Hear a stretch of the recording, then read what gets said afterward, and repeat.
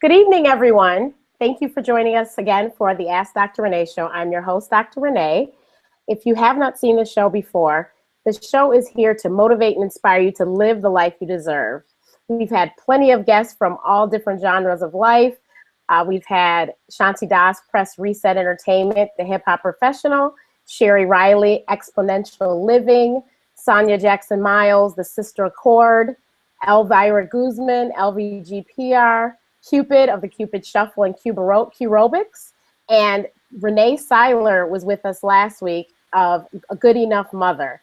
So please, if you haven't, please watch the past shows. You can watch them on my website at askdrrenee.info, and of course, you can always go to my YouTube channel at Ask Dr. Renee and watch all of the prior episodes, and I'm sure you will be enlightened. Tonight, we have with us Tomiko Fraser Hines. Now, Tomiko's face probably looks really familiar, but you're not familiar with her name because her branding came first with her looks before it came with her brains. So Tomiko is actually a very well-rounded individual that has a whole lot of great information to share with us about the different projects she's working on and what she's been doing outside of the spotlight and now getting back into the spotlight. So let's just get right started. Thank you so much, Tomiko, for joining us tonight. Oh, thank you for inviting me. I'm so happy to be here.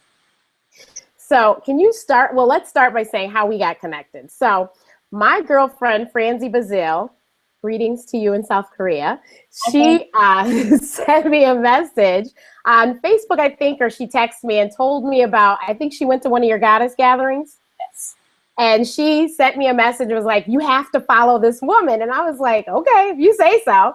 So this was years ago. I started following you on Facebook and Twitter, and that was before you had the babies. So I saw that and I was like, wow. And you just had positive messages, and I just like positive people. Francie knew that. And so I was so glad she connected us. And this is just wonderful to get this opportunity. I was hoping we'd meet at Essence Festival, but I'm sure we will meet in person one day. But this is a great opportunity to, like minds to get together. So, yeah, Francie is amazing, and I'm shouting her out again. She's in her 1 year tenure in Korea teaching, and I'm so proud of her. And she's a goddess on the move. So thanks for connecting with Francie. Yeah. So can you just tell me? Okay, so you're from the Bronx. What was your ambition as a kid? Oh, wow. Okay. Well, yes, I am a native New Yorker from the Boogie Down, as you said. And I had the ambition to be a teacher when I was a little girl. I loved school. I loved and still love reading. I think I was in the 2nd grade and my teacher wanted to skip me a grade and my mom said no. I have no idea why she said no. But I always wanted to be a teacher. So yeah, those were my early aspirations.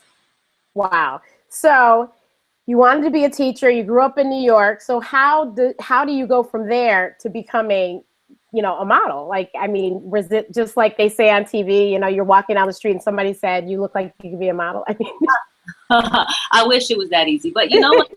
It's still a cliche story. I moved from the Bronx to Manhattan in my early 20s and got an apartment and did the whole, I'm grown, I'm moving out thing. And I started working at this restaurant as a hostess in the Flatiron District. And one day after being there for, I'm not sure, a couple months, a woman came in and she had said to me, I have a small agency. I'm interested in representing you.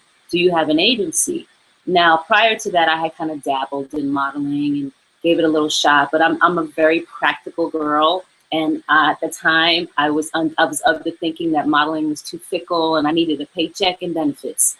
And I wasn't sure that was going to happen via modeling. So I didn't really get started modeling until I was 25, which is dinosaur age for most models, unfortunately.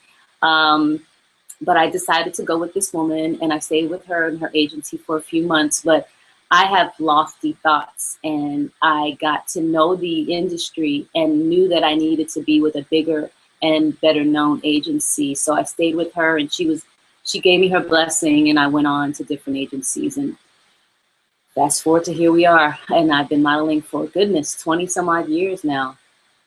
Wow. So, I mean, it had to be an amazing thing to be the first African-American model for Maybelline. Yeah. Actually, I have said many times before that getting a cosmetic campaign in the fashion industry is like winning the Super Bowl. Every model, no matter what they're doing with themselves in their career, wants to have a cosmetic campaign. And I was thrilled and honored and everything delighted when they chose me. And I was really, really happy that they just kept renewing my contract. And I was with them for, I forget now, about 8 or 9 years. And yes, I always say I'm a Trivial Pursuit question. Who was the first? Wow. I'm not really, but I could be. But yeah. You know what I mean? A first. Mm-hmm. So I'm really excited. And I still get recognized to this day. And I'm really, really proud of that. That is wonderful. So I, you know, I'm actually, you don't know, but I'm not statuesque at all. I'm only 4'11", so I couldn't imagine to be tall and, you know, but I like the fact that, and I loved every time I did see you and Maybelline was that she's brown like me. Cause you know, they always want to say the light skin and, you know, so it was great that you were somebody that was the same skin tone as I was. And you had this huge campaign. So that was awesome. And that was great for us little Black girls. So yes, well, kudos to Maybelline for that, because they were the first to sign a brown skinned woman to an exclusive contract. And then that just opened up the door. So kudos to them. Exactly. For sure. So I must ask, were you like many of us career women that was just extremely driven and focused on making it, that you didn't quite give time to a personal life? Because I know you got married later in life, unlike, you know, other people that get married early in life and have their kids or whatever. You took a different path. It was just, you know, you didn't get married at 20 something. So were you like, you know, like me, just working? Well, first of all, let me tell you, I got married at the right and perfect time for me. Exactly. I do not believe in age and too young, too old. Yeah. It's happy and it's authentic and it's genuine and you're in love healthily. Be married at 21, be married at 71. But no, I was dating and I'm a monogamous girl. So I had long-term boyfriends and it just didn't work out because I was supposed to end up with Chris Hines. Right. So how did you meet the wonderful Chris Hines? But yeah, so no, I was definitely dating and I was dating and I was driven. I had them both, but as the cards played out, I wasn't supposed to be with the gentleman long term that I was dating. I was preparing myself for Christopher. So how did you guys meet? Chris Hines and I met. I like to say his full name. Is that my bra strap coming down? Excuse me, sorry. Wardrobe malfunction. I got dressed fast. I got 2 babies. Listen. Right. Anyway, Chris and I met via a mutual friend in the early 2000s out here in Los Angeles. He was in an acting class with a friend of mine who was a model who had moved out here. She invited me to come to this game night. He's there. I'm like, ooh, who's this dude? But, you know, I'm not one to actively pursue guys. So I just was like all over enamored in the corner by myself. But definitely some kind of little spark going on for me. He had a girlfriend at the time, and thankfully he did not reciprocate my spark. I'm really happy he was mindful of that. But, you know, he was cute. So I found out a couple months later from our mutual friend that he was single, and I did something I've never done in my life. I called him up and asked him to have lunch. And we had a 3-hour lunch, talked about everything under the sun, and connected right then and there. We dated for 6 months, and then we split up for 6 months, and it was the most devastating breakup. And it's because at the time, I think I was in my early 30s, and I just knew that he was the one. He didn't know he was the one yet, you know how that goes. So we had a little breakup and some healing and some growth, and we came back together as friends. I said, let's just get back together. Let's go have dinner. And that dinner turned into now almost 15 years later, we're still together. Wow. Now that's something else. That's quite a story. I kind of gave you the condensed version. There's some good juicy bits in there. You'll have to read it. We'll save them for your memoirs. Yes. But so did you always want to be a mother, or you just, you know, thought, okay, now I found the man, let's do that? No, I mean, I'm not going to speak for every girl out there. You know, we all have different dreams, but my dream was definitely to be a mother. I've always been motherly. I am the eldest in a combined family of siblings of 7, though I was just raised with my younger sister and my younger brother. But I've been mothering people since I came out of the womb, I think. And I think it might be partially my Taurus bossy nature. But I also care a lot about people. And so, yes, to answer your question, I have always wanted to be a mother. So when did you first realize that you guys were having trouble with that? We realized it soon after we got married. I mean, we, prior to being married, took precaution, if you will. We used precaution. But after we got married and we started trying, you know, they say after 6 months or a year with no success, you should go get checked out. And that's what we did. And that's when we found out about my premature ovarian failure. So can you tell people what were some of the signs or symptoms, or did you not have any and that was just the doctors had to tell you? Well, the symptoms, you know, are varied. Mine in particular was that my cycle was slowing down. So I wasn't having a monthly cycle. I began to experience early, like perimenopausal symptoms, like hot flashes and things like that. And the main thing was that my hormone levels were off, and they were showing that I was definitely in the perimenopausal state. So after my gynecologist told me about those numbers and that she thought I should go back by a specialist, he confirmed that you have premature ovarian failure and you will need to use an egg donor if you want to have children. So, I mean, I can only imagine if I received that information. So what did that information, you know, do to you? Like, what, I don't even understand where you could be to say, wait a minute, now how easy or hard is that going to be? Well, to say that it was devastating is an understatement, especially for someone that has always dreamed of having children, has found the man of her reality. I say reality, not my dreams, because he's the man of my reality. And, you know, I was never a sickly person. Premature ovarian failure, as you know, I'm sure, is an autoimmune issue. And autoimmune issues run in my family. My younger sister has since passed from lupus. We have a couple of aunties that had scleroderma. So autoimmune issues run in my family. I got tested for lupus right after my sister was diagnosed and came up negative. So I thought that I was okay. Right. So having this diagnosis was a shock to me. So yes, it was devastating. You know, I felt so many things as a woman. I felt like something was wrong with me. I felt badly for my husband because, you know, we got married with the hopes of having biological, genetically, both of our children together.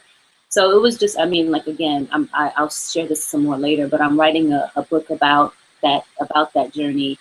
But it is an emotional roller coaster, and it took me to the depths of depression, anger, bitterness, everything, until I saw my way out of that. And then now on the other side of that journey. And I'm speaking about it publicly all the time, because while I did experience shame and guilt and all that in the beginning, I saw how unnecessary that was and how unhealthy that was and how that wasn't helping me move forward. So I worked through it. And because I was able to work through it, I know that it can be done. So it has become one of my missions in life to empower women, women of color, all women, and families that are trying alternative ways to build their family. And I mean, happens, you know, I think everything happens for a reason, but this is actually National Infertility Awareness Week. Yes. And I know you did a Twitter chat last week with resolve.org. Yes. And so it just so happens that you end up on the show today, which is great because this will help us to get that message out even further, because this is something that a lot of people deal with and they don't know what their necessarily infertility issue is, but it could be, you know, premature ovarian failure. It could be anything else. Absolutely. So, and before we get cut off, because I was doing 20 things before we got on here, I have to plug my laptop in. So give me it's gonna die. Okay. Sorry, guys. Excuse me. I thought that I did that.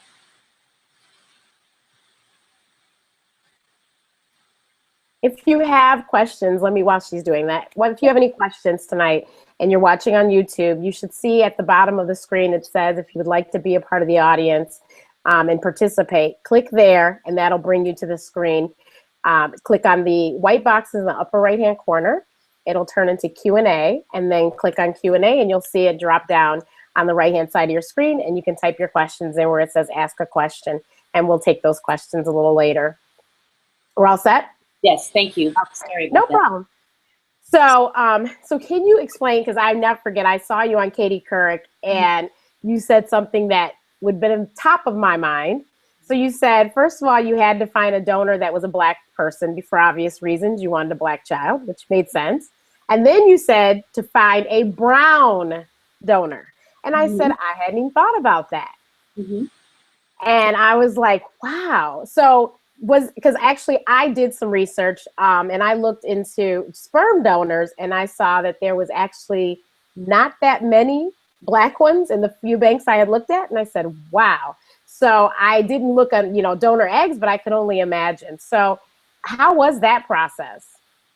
Well, to just start where you started with the Katie Couric, that was a wonderful opportunity for my husband and I to share our journey and hopefully encourage people that are dealing with infertility.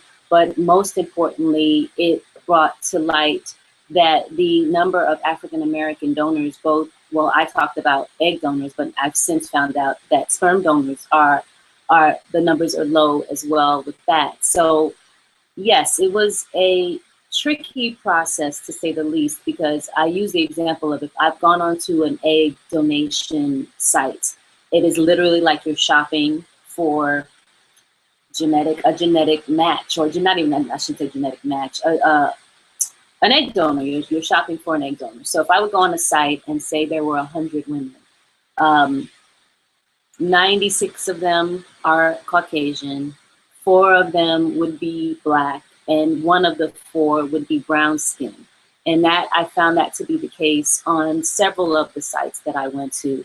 As it turned out for us, early on in our infertility journey, my infertility specialist nurse mentioned to me a donor that might be a good match, but that was about a year in, and I wasn't trying to hear the whole egg. We spent a long time trying to get me pregnant naturally.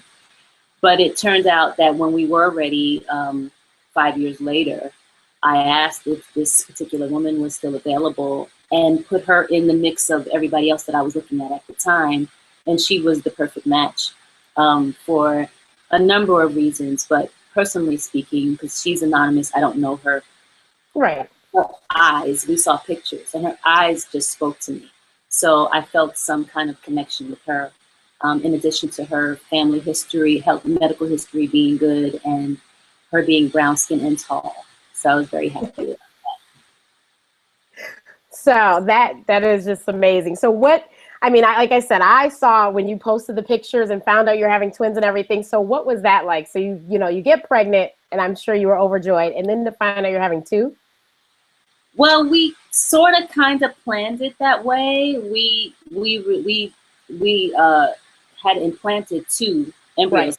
Sometimes with these procedures, neither could take, or one could take. So It was so expensive and so, taxing on the body that we thought we should just go for the both. So we kind of expected it, but it was still a pleasant surprise. Like, that's an understatement, when we actually found out that we were having twins. And a funny side note is I've always wanted twins. My grandfather was a twin, and I'm the eldest of my cousins, and they've all had kids. I haven't had kids yet, and I was like, okay, I'm still gonna have twins when I get pregnant. Naturally, I thought, but it ends up that we ended up with these 2 amazing boys, so it worked out. Yeah. And they look just like you to me, though. They are so adorable. Thank you. I appreciate that. I said this at the infertility event that I was at yesterday, because that came up about, do they look like you, and how do you feel about that? And one of the things I said was, well, I'm making myself look like them because I'm growing my hair. Because I was very much the TWA, teeny weeny Afro girl. I said, wait a minute, my boy's hair is just too fabulous, and I have to get my hair like that. So I'm growing my hair to look like my son's. That is too funny. So how old are they now? They are 2 years and 3 months. They turned 2 in January of this year. Okay. Okay. And they are too adorable, and I think they have an agent now too, right? Yes, they do actually. Yeah. I fought it for a little while just because I loved having them at home and I didn't want to put them to work. But so many people were just, asking, and I thought, why not now while it could hopefully still be fun for them? So yeah, they go on casting just like their mama does. That is too funny. Too funny. So outside of so you got pregnant and you still modeled pregnant too, right? Well, not till the end of my pregnancy. Okay. I really wanted to continue to work. And as crazy it may sound, and some of the mamas out there are going to not be happy about this when I tell them this, but I didn't show until late. And I think I was like, really show I'm carrying twins. And I'm sorry, ladies, it's not my fault. It's just the way my body works out. But I had to keep going back and showing my age at my tummy and saying, is it big enough now? Can I work now? She goes, nope, not big enough, not big enough. I think I worked once or twice in my 7th and 8th month. And then that's all she wrote. I was done. I was not working anymore with these 2 babies in my stomach. That's too funny. So now you're a mom, and which you probably don't know, I write for Madame Noir, and I know you write for Mommy Noir. So how did that come to be? Well, if I remember correctly, because I do have the worst memory in the world, I'm just going to say it for public record. So if I forget you, please don't get your feelings hurt. I promise you it's not personal, but I think I remember. I was interviewed for Mommy Noir about my infertility journey and my natural hair and being a mom and all those things. And I was, finding out new things that I wanted to do and new ways I wanted to express myself. And I've always written. I've kept a journal since I was 11. And I love the language and words and picture and, mental pictures. So I said, hey, would you guys be interested in having me write for you? And they said yes. I was like, oh, okay, here we go. Let's start this career. So I've been writing for them for just about 2 years. Took a little break, but just about 2 years I've been writing for them. That's cool, because I know actually a couple people that work for Mommy Noir, as well as some other people that write for Mommy Noir. So that's cool, and it's also and actually my dear friend and mentor Karen Taylor Bass, she is all about the brand new mom and the reset, and I think you're familiar with Karen. Yes. And she talked about how you reset, which is true. You reset your career after you have these kids. And then through your Facebook page, I know you've recently, congratulations, you've made your goal and you've lost weight that you were trying to lose. So congratulations. Thank you. And I will just say, I'm not sharing the number because exactly it's other people, whatever they're doing, but I had a goal weight in mind. I call it my fighting weight to get back to work with modeling. But I took my time.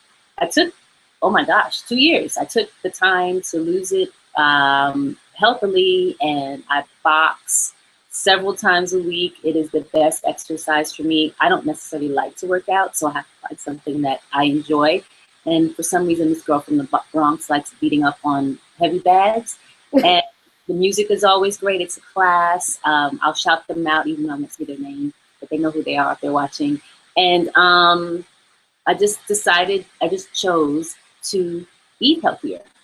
And I'm not dieting. It's now my lifestyle. And yes, I today had a calzone, but for the most part, I'm eating healthier and exercising and running after 2 toddlers. So there you go. The weight came off. Of course. So you've lost this weight. And then you recently had an audition and you booked another gig. Yes, thank you. You are up on your stuff, Dr. Renee. Your stuff comes in my feed. I read. Good. Well, yes. As of yesterday, by the way, I booked a national network commercial. I don't think I can say what the product is yet. I may get in trouble, but it'll be out soon, and you'll definitely see it. And it was my first commercial in years since having the boys, and my first kind of real big gig back. So I'm just feeling like I'm on fire, and I'm just opening my mind and receiving all of this great stuff that I've been planting seeds for over the years. They're coming home now. All the stuff is coming home. Exactly. So can you please tell us more about the Goddess Gathering that my friend Franzi attended? And then I know you said you're bringing that back. So can you give us more information about exactly what is that experience? So, you know, some of us, maybe you'll come to the Midwest and in Chicago, we can have it or something, you know? Well, wow, we are getting everything in this interview. So if you watch this interview, you're going to know everything about me. But I appreciate that because I have a lot going on. The Goddess Gathering is a women's empowerment and support group that I started, goodness, about 9 years ago out of my home because I had moved to Los Angeles a couple years prior to that. And I didn't have a good group of women around me on a consistent basis. In Los Angeles, my experience was people threatened to get together. Well, let's see what our schedule looks like and let's, you know, check our calendars and stuff. And I was like, well, no, let's set a date and let's do it. Get stuff done. So that's what started out of my home with 5 women, and it blossomed into once a month with 30 women. And it was just amazing for me, and I think amazing for them and transformative. And I did that until early. I don't know if I stopped right before the boys were born, but somewhere around there, because I just couldn't handle the load of being a mom and doing that. It's very it requires a lot of my attention that I didn't have, so I have stepped away. But the goddesses, we may break apart, but we don't die. And the goddesses we continued. We have not stopped. I mean, we get together more often now, and I mean, this is like, there's a lot of us, and we get together for, you know, girls' night out or a potluck or play dates now, because a lot of the girls are moms, and several of them have children my age, my children's age. And so I've been feeling like I want to bring it back. So you are getting the exclusive because the girls don't even know this yet. They're probably going to scream, I hope, enjoy that. I want to bring it back. It's going to be the Goddess Gathering 2.0 and make it a little different, and to be able to fit more into my schedule with being a mom, but still empowering and transformative and inclusive and loving in a space. This is what it is, everybody. The Goddess Gathering is a space for women to just be. Whatever you got going on in life, we got you. You can talk about it, you can cry about it, you can laugh about it. You will receive no judgment, you will receive only love. It is not religious, it's not spiritual, it's just truth. And we're sisters, literally, we are sisters. No matter what we have going on, we have each other's back. I love these women so much, and they know that. So shout out to my girls. Get me all emotional in here. It sounds like it's a great time. Yes. And so would you be touring, or, because I know you had led something, you said if I had something, who would come? And I remember seeing that on your Facebook. Well, this is me now. I am planting seeds knowing that they will grow the way that they're supposed to grow. So I'm sure that touring is on there. I don't want to say that it's definite and then it not happen, right. Disappointed, but that's what we're building towards. Definitely building the Goddess Gathering empire for sure. That sounds like fun, and I can't wait, because wherever it is, I guess I'll have to be there.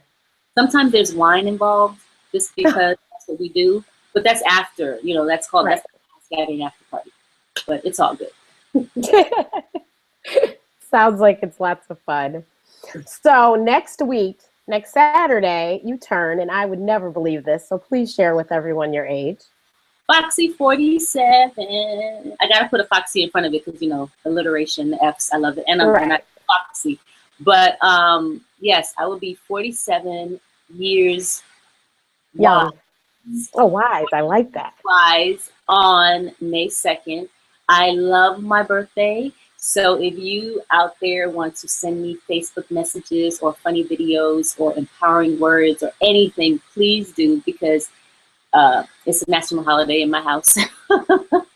As is my husband's, whose birthday is 3 days before mine. We're both Tauruses. Oh, so wow. we celebrate our birthdays together every year, which is great.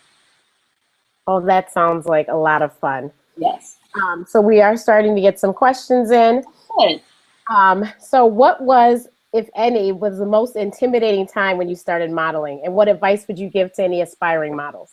Who is that from? Are they giving their names? Oh, this is from Joe in Virginia. Well, he's in Atlanta right now, yeah. Okay, how are you, Joe? Thanks for the question. The most intimidating? Well, I would have to think back because that's a long time ago. It's been 20 some odd years.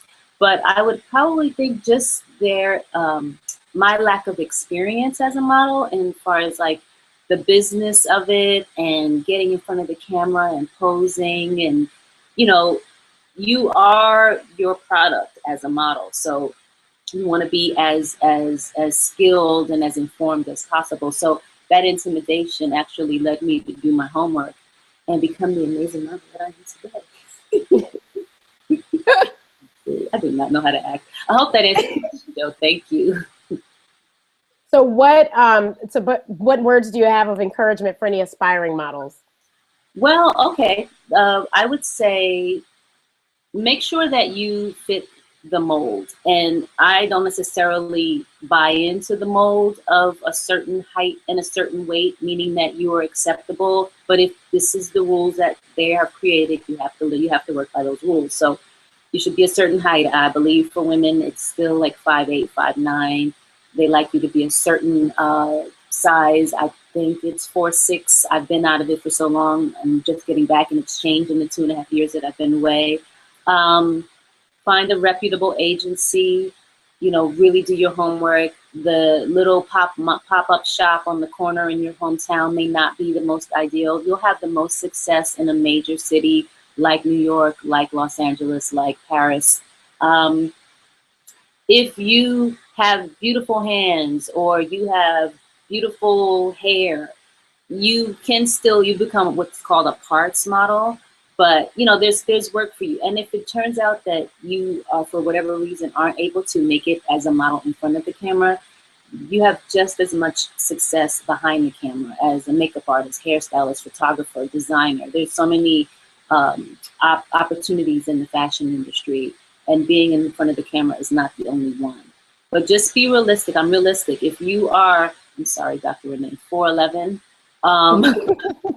you might not make it as a high fashion model, that's seen in well-known magazines and on runways. That's just the truth of it, and I'm here to tell you the truth. Yes, and what was very different, which I never saw before, but I was searching you, and on Wikipedia, they had your sizes and your weight, and I was like, what? So I guess it's because she's a model. I've never seen that before on Wikipedia. You don't even get me started. It's so weird. It's just, and not Wikipedia is weird, just the fact that, if I had my way, which maybe I will, there'd be a magazine that embraces all shapes, all sizes, all abilities, all colors, all religious, all sexual orientation. Like, let's celebrate that. And I'm not fighting the hand that feeds me. I've learned that to make a change, sometimes you need to be on the inside, so I might be up to something. I love it. I love it. I just saw Dr. Oz had a panel of women that started I'm not sure if it's an agency or what, but they're all plus size, quote unquote plus size, because I think one wore a size 10 or something. And I'm like, really, that's plus. But, in your business, the standards, that is plus. Yeah. So they had started their own plus size agency or something. And it was very interesting listening to them talk about, the different problems they had, because a couple of them tried to be traditional models and they fought their body trying to maintain certain sizes. Yes. So, and that's not healthy. I can get on a soapbox about that, but I will just say this really briefly, that, if you're not seeing yourself represented the way that you want to see yourself represented, then speak up. People don't write emails anymore, and constructive emails. Sometimes you write emails and it's all about what you're not doing. How about what you can do, or what would make a difference in the lives of this population or that population? That's what I believe. Will it work? Who knows? But it's definitely worth a shot, because exactly. And if enough people say something, things will have to change. I'm probably gonna get in trouble for that, but whatever. Okay, so Joe has another question. He said, what are your secrets for looking so young? Joe, what are my secrets for looking so young? Well, is Joe the only one on here? Because I'm really happy you're here, Joe. Thank you. But my secret is genetics. I come from a long line of young-looking people. So on the biological front, it's that. But on what I'm responsible for is that my inner joy. My inner joy keeps me young for sure. I do my best to work through life's challenges. I surround myself with amazing people that are my mirrors, that mirror back to me the type of life and person that I want and that I am. I try to eat as healthily as I can, but you know, I like ice cream and I like pasta and cheese, so I treat myself to that every once in a while. But mostly I'm just living my most authentic truth. And I think that that's what is attractive. I find people attractive, most attractive, when they are fully being who they are. Like that is such, that's so beautiful to me. Yeah, I totally agree. I totally agree. If you know, when you don't worry about trying to please somebody, you do exactly what you need to do to make you happy and to help your family, then everything comes up roses. Yes. Yes, and of course, black doesn't crack. But well, you know, that's true. My great grandmother, she's now deceased, but she lived to be in her early 90s, and she didn't look a day over 50. I mean, it was just ridiculous. So I come from good stock. Yeah, exactly. So, so you are writing this book. Please tell us more about the book, and hopefully when it soon will be done and out for everybody to grab. Yes, well, thank you. I am in the midst of writing a book about infertility in the African-American community. And I'm sharing my and my husband's journey through infertility, as well as speaking to other women of color to find out what their experience it has been or is.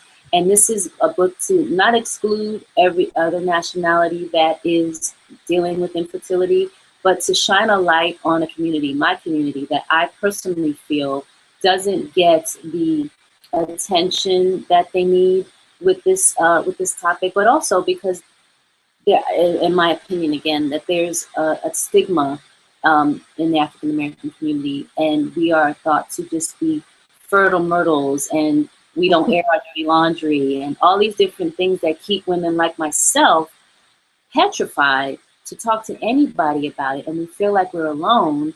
Well, we're not alone. There are so many of us, and we can help each other through this journey by just talking about it. So I'm hoping that this book will do that for women. And in addition to the stories, like I do at the Goddess Gathering, we have a topic, and then I give the ladies an empowerment, which is their homework assignment, which has to do with the topic and will help them to develop whatever this attribute is. Like if it's about self-love, the topic of empowerment will be that. Well, in the book, I'm going to have different chapters, and then there will be an empowerment that will hopefully inspire, encourage, and motivate these women to powerfully take on the challenge, and I put challenge because that's a mindset of infertility. Well, I think that you're right, that it definitely is interesting that we don't discuss mental health, we don't discuss infertility. It's just everything's so hush-hush in the Black community for some reason. I'm not sure why. Yeah. But it's good that you are, at least you have a platform and you can help to get that information out and help people to understand that they're not alone. Because I think a lot of women, that's the problem, is they think they're the only one that this has ever happened to, when really, their grandmother's already died, but she had the same problem, but she just didn't talk about it. And I'm continuously humbled and inspired when I meet women or they reach out to me via social media to tell me that my sharing our story has helped them along, or just asking questions. I've seen several women via social media through their journey to becoming pregnant. I met a woman yesterday. She was a Caucasian woman, but she told me at this infertility event that it was because of me that she chose to go the egg donor route, and it blew me away. I mean, literally in front of me was somebody whose life changed, and they got to have the family that they desire because I'm speaking up. I'm going to keep speaking up if that's the case. If I'm helping dreams come true and I'm helping people lift the weight and the shame of infertility that they've been feeling, I'm definitely going to keep speaking. I have no shame. There's nothing to be ashamed of. I'm a mother. I have 2 amazing children. My husband is amazing. We're a family. We had to go a different route to get there. Why should we be ashamed of that? No reason at all, at all. And like I said, I think that, and I know because I did an article in Madame Noir about, women my age who, they just don't realize, but they might run into some fertility issues. And, I listed out some of the options, and it was, very well received because a lot of people, they haven't thought to talk to their doctor about it, or the doctor hasn't brought it up to them. And, you might think you're fine, and then all of a sudden you try and you're like, wait a minute. And you're already, almost 40 years old, and you just got married, and now you're running into problems. So it's good to know what problems there might be out there, and then to know solutions. Because it's great to have a problem but to know the problem, but you need to know a solution to the problem. And this is a solution that's out there. And I think that if we can get the word out that there are a lack of African-American sperm donors as well as egg donors, then hopefully, just like you see in the newspaper at, the different colleges and universities asking for people and paying people to donate, maybe they'll actually, put a call out for Black people to donate as well. So, and a question that I like to put to women that are dealing with infertility and are keeping it a secret or hiding it. And yes, if it's your personal business, and I'm not saying that everybody has to do that, but if you're keeping it to yourself out of shame or guilt, I ask, why does it matter so much what people think of you? Why does it matter that they know that you have a disease? I mean, infertility in some circles, and I believe it is a disease. So people that have other diseases are not hiding out, they're speaking out, and they're getting funding, and they're getting legislation behind it. I think if more people with infertility spoke out, we might see there being, say for instance, more insurance companies that are covering, IVF treatments and things like that. But because we're not talking about it enough, I don't think it's getting the attention that it needs and deserves. This is right. This is true. And unfortunately, it's not a cheap process. No. It is costly. And most insurance companies will not cover it. I think that there is a state or a city that does actually pay for and cover fertility treatments. I actually did a rotation. I'm not going to put them on blast because everybody might start moving there. But I did a rotation there and couldn't figure out why there was a lot of multiple births. And there was a lot of mothers that were greater than 35. Wow. And come to find out, it was because you didn't have to pay for fertility treatments in this state. And well, that means it's possible. That means it's possible then. Right, exactly. So I was like, so they, if they can do it over there, and this is in the United States, then clearly, we can get this going across the country so that this is just a regular thing and it's not such a big deal anymore. Absolutely. So the other question we just had, and I don't want to get her name wrong. Her Twitter ID is Barry Morin, I believe. She wanted to know, do you have a special skin regimen that you use now that you're in your 40s versus when you were younger? I've kind of been doing, thank you for your question. I didn't get the name. You said Barry. I'm sorry. I think her name is Rona Barry Morin. M-O-R-I-N. For your question. I am pretty good with my skin. I wash it, moisturize it. I do get, when I can, a facial. I try to get a facial every 2 to 3 months. That isn't always the case. But I find like not going to bed with any makeup on. No matter how tired I am, or if I was out hanging out, whatever, with my husband, I make sure that I wash my face. Moisture is of the utmost importance, as well as sunscreen. Even though, Black people think that they can't get skin cancer and, whatever, we need sunscreen as well. And, the old cliche of drinking a lot of water helps. I've been doing this thing recently, and I did notice a difference. I've been doing fresh lemon with warm water, like just like a half of a coffee mug in the morning, and I've been doing that for the past 2 weeks, and my skin's cleared up. I stopped for 2 days. I got a pimple. I started getting pimples gone. So I'm just saying, I think the lemon water really works, and it has so many other health benefits. I would say just Google drinking lemon water in the morning, and you'll see it is so many things that I'm sure Dr. Renee can speak to that it I benefits. Totally agree. And you know, people always say about my skin the same thing, like, what do you do? And as a matter of fact, the lady that often does my makeup is like, what is with your skin? And I was like, I don't know. And so then she finally asked me about how much water I drank, and I go, oh well, I kind of kill it on the water. I drink like 3 liters a day. And she said, that's it. That's it. And I was like, oh. It really does. And, you know, just think about what else you're putting in your body. Obviously, whatever you're putting in your body is going to show up on your face and your skin and your body. I mean, and, you know, so just be mindful. If you can drink all the water in the world, but if you're also equaling that with soda, just be mindful. That's all. Definitely. And you know what? I used to be a horrible person. I used to go to bed with makeup on my face all the time. And then I discovered those lovely, lovely wipes. And I was like, this makes life so easy. Wipe it off and throw it in the garbage. Throw in the garbage, go to bed.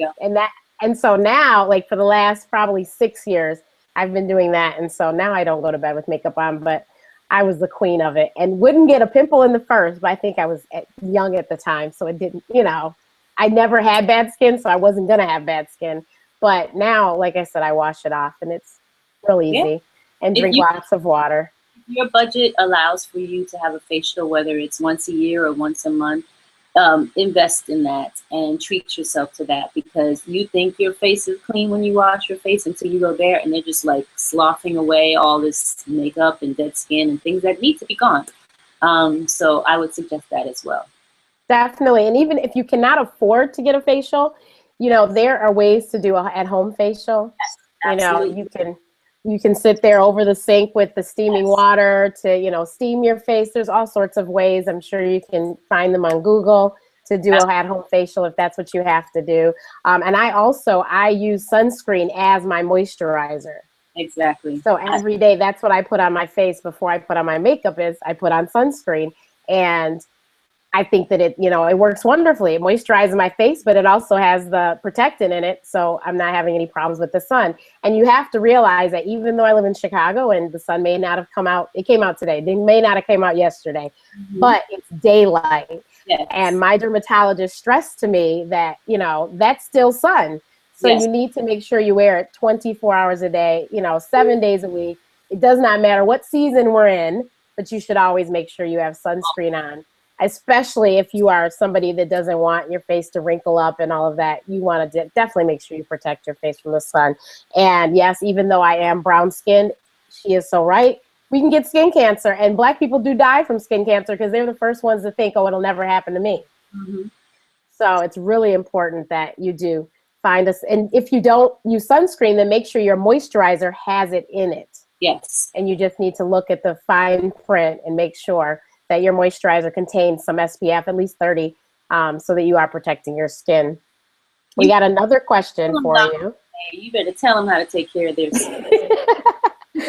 Well, you know, that's the one thing, like all my friends are like, what are you doing? How do you do that? And I went to my 20th class reunion. And they're like, you look the same.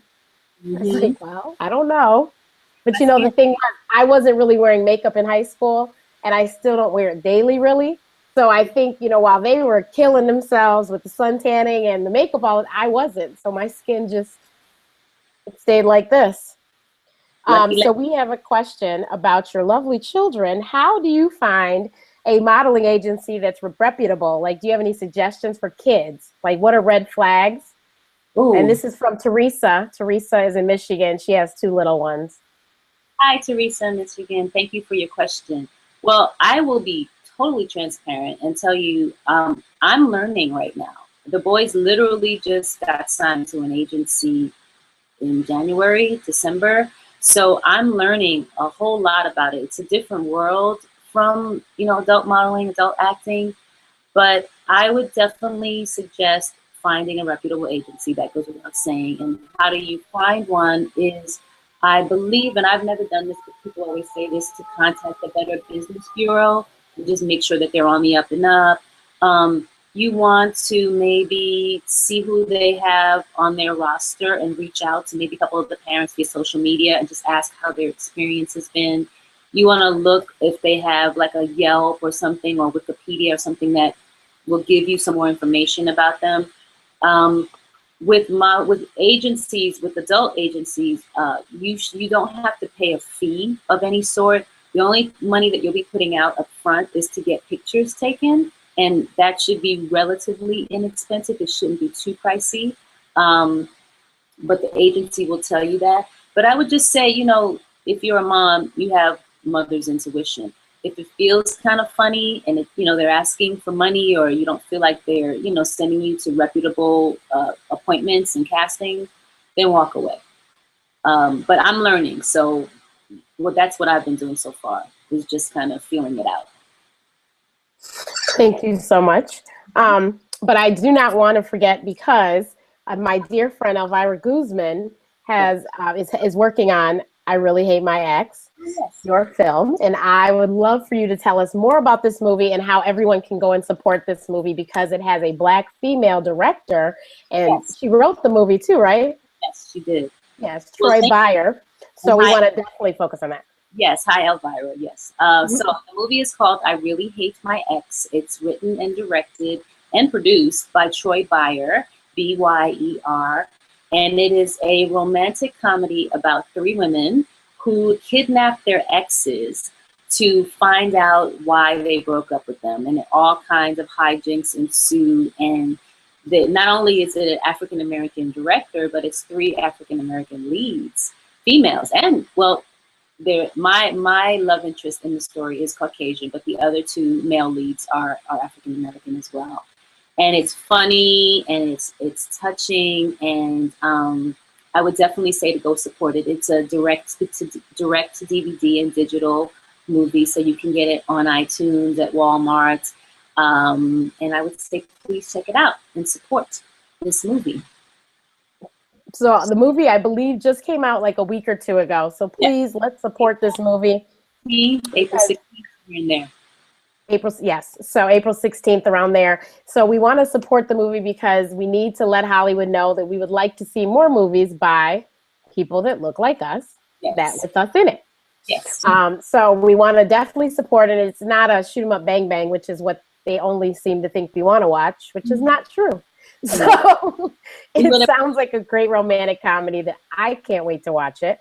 And so I would hope that everyone would please go check out I Really Hate My Ex, and I'll definitely make sure I include that information in the box below so that you can find it and I'll make sure I'll find out if it's in Redbox or whatever, but definitely check iTunes. I saw it on iTunes today myself, and then it's at Walmart. So got it. Now, did you ever imagine that your life would be this? Let me think. I really am, I blossom as I go along.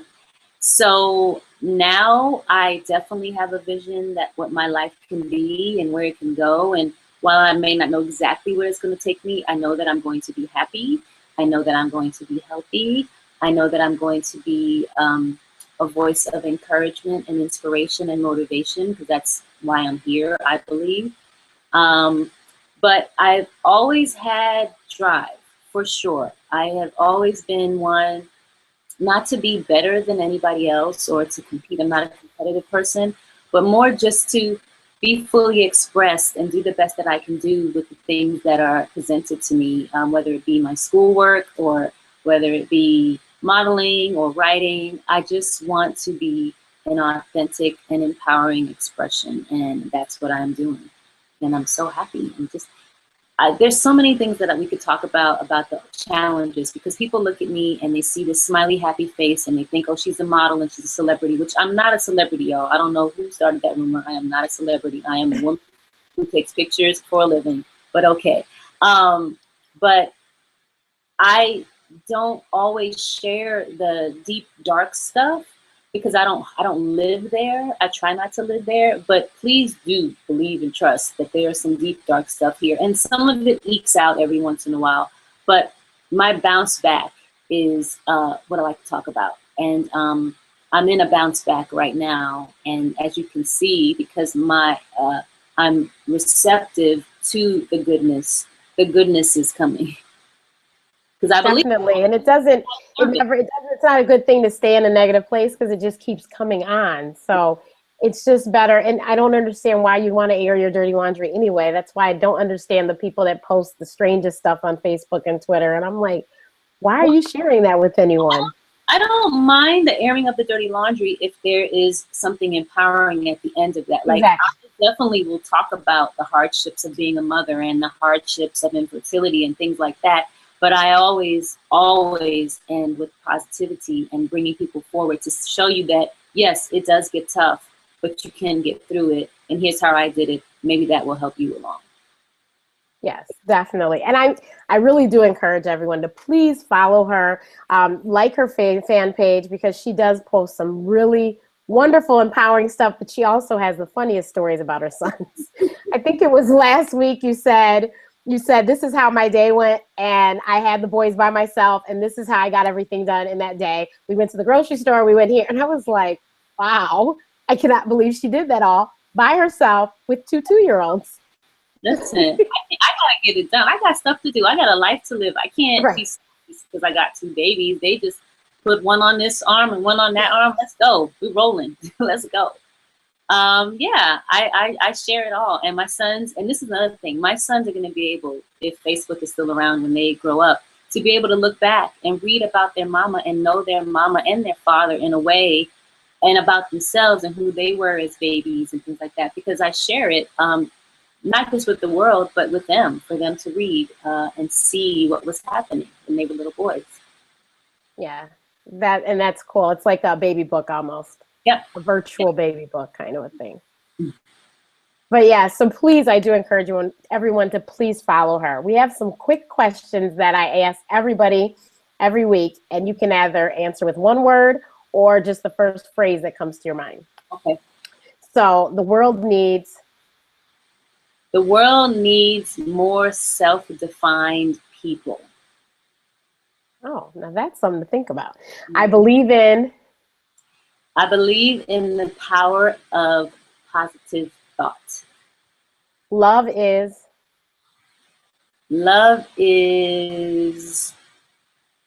juicy when it's right. Oh, I like that answer. My job is ever expanding and ever joyful and ever wisdom inducing. Now, what do you think branding is? What do I think branding is? As far as like a personality wanting to get their name. Just whatever you think it is. Question? Okay. Yeah. Branding is, in my opinion, the displaying of your authentic wares. Okay. And inviting people to want your wares. I don't know. Does that make sense? You're like the first person that really like you don't really have like a marketing anything going on with you. So yeah. I was like, should I ask for the branding one? Because everyone else, it's very interesting, because they're marketing people. But yeah, very interesting. But so what is your definition of success though? Success to me is going to sleep happy about what tomorrow's going to bring. That is so poignant with tomorrow being Monday. And I already saw some messages today on Facebook about people, oh no, tomorrow's Monday. And it's just unfortunate that you have to feel that way. You should not feel like that. You should be happy and be grateful you get to see another day. Absolutely. So you're right. That's a great definition for success. Thank you. I might make that be my next Facebook post. And you know what you posted today, and I'm going to repost it. You had a picture about find your voice. And I really like that because I recently have been looking for my voice as far as a speaker. And I really was like, I need to, you know, really hone in on that. But that was a really powerful picture with all the different words.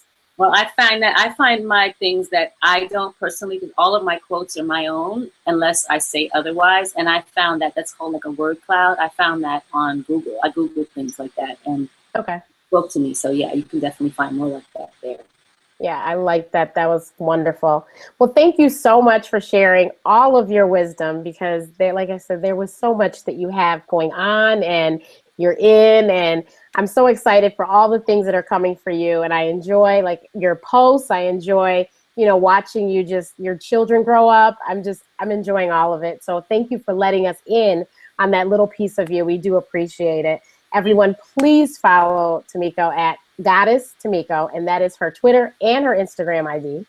Yes. And then her Facebook fan page is Tomiko Fraser Hines. 2. The number 2. That's the fan page. Oh, number 2? Okay. Tomiko Fraser Hines 2. And I hate calling it a fan page because that's just Facebook's term. But my profile page is full. So if you send me a friend request, it's full already. But you can just come and like the fan page. And that's Tomiko Fraser Hines and then the number 2. And they might, if you try to do to friend her, it might allow you to follow her.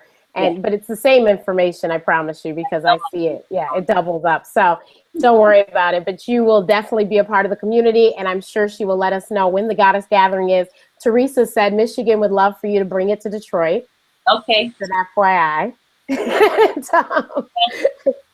So we would love to see the Goddess Gathering here in Chicago as well.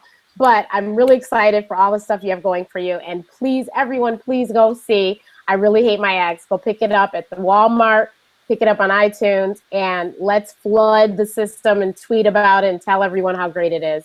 Thank you so much. Next week we're going to start a series about mothers. And the first one, I believe, is going to be Lynette Payne, who is the mother and manager of Chrisette Michelle Payne, the R&B singer from R&B Divas LA. And then hopefully sometime during the week, we will have Yassine Bey, better known as Mos Def, well, also known as Mos Def. His mother, Umi, will be on to talk about how she motivates and inspires me. And we might have one other surprise mom, but just not sure just yet. But hopefully I will see you all next Sunday, same time, same place. Thank you, everyone. As you know, you can follow me at Ask Dr. Renee across all social media platforms. And I look forward to talking to you again next week.